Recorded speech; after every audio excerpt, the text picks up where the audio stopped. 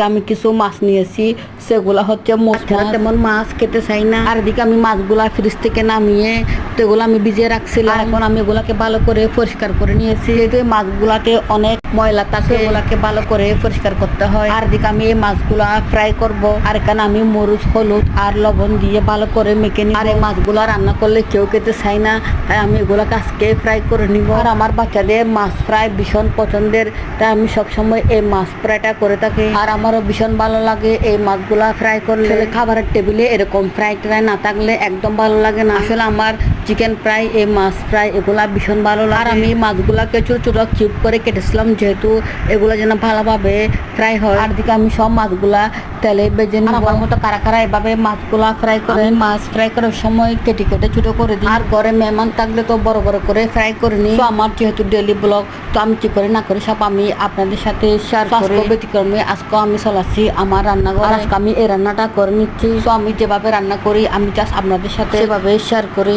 আর আমার রান্না করতে ভীষণ ভালো লাগে। আর এদিকে আমার মাছ ফ্রাইটা প্রায় হয়ে আসতেছে। আজকে আমার ভিডিওটা সবার কাছে কেমন লাগলো অবশ্যই কমেন্টে জানাবেন। আর এরকম আরো ভিডিও পেতে সবাই আমার পেজটাকে ফলো দিয়ে অবশ্যই পাশে থাকবে। নেক্সট ব্লগে সবার সাথে আবার দেখা হবে। সবাইকে বিদায় জানিয়ে আল্লাহ হাফেজ, বাই।